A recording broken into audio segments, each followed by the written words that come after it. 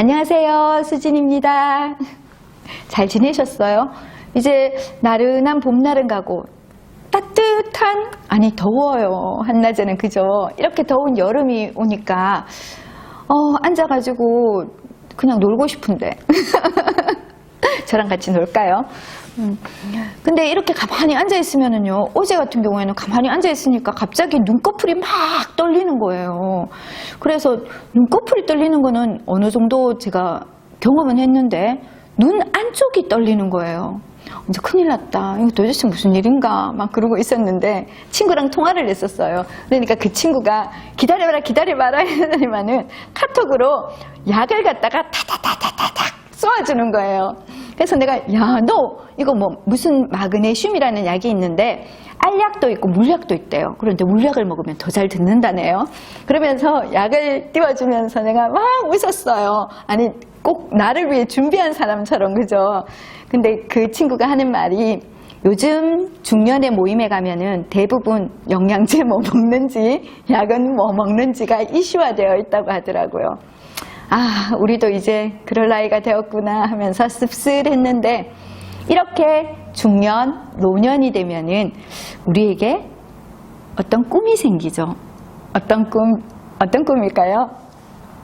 막 뭔가를 해서 막 이루고 이런 꿈도 좋지만, 죽을 때 어떻게 죽으면 좋을까? 그런 생각 한번 안 해보셨어요? 아픈 곳이 한 군데 두 군데 생기니까요, 죽음에 대해서도 생각하게 되더라고요. 이상적인 죽음. 여기에 이상적인 죽음에 대해서 말씀하신 분이 책 속에 계시거든요. 한번 만나볼게요. 이상적인 죽음으로 동경할 수 있는 인물은 누구일까? 나는 스위스의 철학자 칼 힐티를 꼽겠다. 그는 76세의 어느 날 여느 때처럼 아침에 원고를 쓰고 주네브 호반의 작은 오솔길을 따라 딸과 함께 산책을 했다. 지금으로 따져보면 100세는 좋게 되었을 나이였다. 10월 중순 스위스의 가을 하늘은 맑고 시원했다. 산책을 마치고 숙소로 돌아온 힐티는 평소보다 조금 더 피로함을 느꼈다. 그래서 딸에게 따뜻한 우유를 마시고 싶다고 말했다.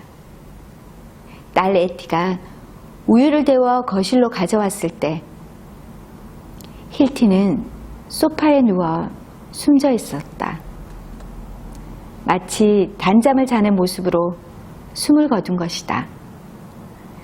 책상 위에는 평화론의 원고가 깔끔하게 정리되어 있었다. 그는 평소에 자주 이런 말을 했다. 인생의 마지막 숨을 내쉴 때까지 정신적으로 활발하게 활동을 하고 신의 완전한 도구로서 작업을 하다가 죽는 것이 질서 있는 노년의 생활 방식이며 인생의 이상적인 종결이다. 그는 자신의 꿈처럼 이상적인 죽음을 맞이했다. 나도 그처럼 마지막을 맞이하고 싶다. 힐티의 만년을 동경하는 내가 항상 마음속으로 떠올리는 이미지가 있다. 서적 애호가들의 모임에서 본 그림이다. 독일인이었는지 네덜란드인이었는지는 정확하게 기억나지는 않지만 한 장서가가 가져온 것이다. 그림은 책상 앞에 해골이 앉아 책을 읽고 있는 모습이었다. 아내는 끔찍하다며 진저리를 쳤지만 나는 속으로 정말 멋진데 하고 감탄했다.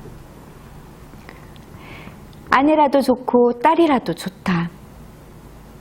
가족 중 누군가가 식사하라고 내 서재의 문을 노크하고 방에 들어왔을 때 내가 책을 펴놓은 채 잠든 듯 숨을 거두었으면 좋겠다. 이것이 나의 수건이다. 내가 그동안 추구해온 삶을 돌이켜볼 때 가장 이상적인 죽음이라고 생각한다. 평생 책을 사랑해온 사람이니 책을 끌어안고 죽는 것도 좋지 아니한가.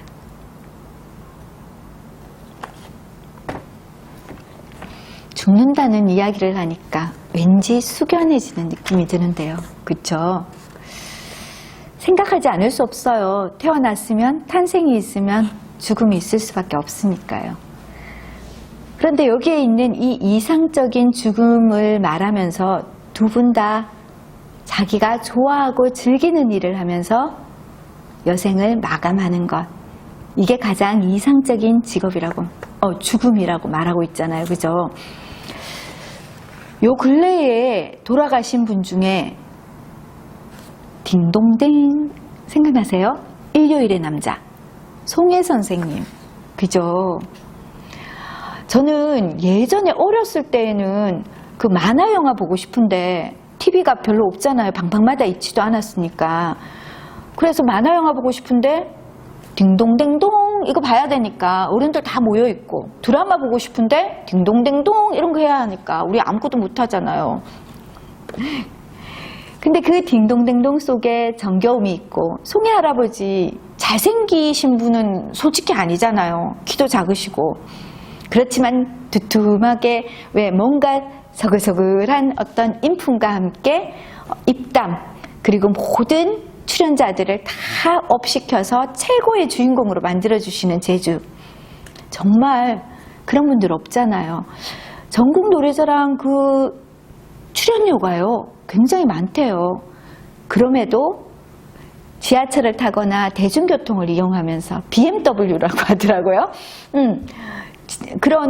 그런 차들을 타고 다니면서 대중교통을 이용하면서 BMW라고 제가 말했다고 진짜 BMW 아니에요. 걸어 다니는 교통수단이라고 해서 약자로 BMW라는 약자를 쓰셨다고 하시더라고요. 그렇게 다니시면서 여러 사람들과 이야기하면서 거기에서 듣고, 대중목욕탕에서 그 지역에 있는 대중목욕탕을 가서 거기에서 들은 정보로 MC를 보시고 모든 사람을 울리고 웃기고 정말 일요일의 남자였잖아요. 아마 돌아가시기 최근까지도, 그 직전까지도 그 원고를 보셨다고 하시더라고요. 대본을 보시면서 공부하셨대요. 제가 또 생각나는 게, 이상벽 선생님을 찍으시고 후임자로 이제 계승을 해주시려고 하시면서 네 기다리라고 하셨대요. 그러니까 이상벽 선생님께서 이제 송혜 선생님한테, 아니 도대체 언제까지 기다려야 되냐고, 내 나이 60이라고, 그러니까 넌 아직 멀었어 그러신 게 90이었대요. 그만큼 인생을 즐기고 사셨는데 이제는 고인이 되셨죠. 저는 삶을 우리 송혜 선생님 같이 살면 참 좋을 것 같아요. 진짜 자기가 좋아하고 즐기는 일을 하면서 거기에 다른 여러 사람들에게 행복을 줄 수 있는 사람. 근데 그 일을 바로 죽기 직전까지도 하다가 느낌이 오셨나 봐요. 이젠 더 아닌 것 같아, 후임자를 정해야겠어 라는 말씀을 하신 얼마 후에 돌아가셨으니까요. 우리도 그런 이상적인 내가 좋아하는 일을 하면서 눈 감을 수 있는 거 참 좋을 것 같죠? 그럼 여러분들은요, 어떤 일을 하면서 어떤 걸로 생을 마감하고 싶으세요? 지금까지 아직 못 찾으셨다고요? 괜찮아요. 지금부터 찾아보시면 되죠.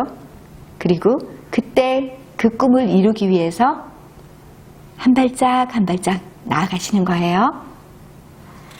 여러분의 행복한 삶을 응원합니다. 감사합니다.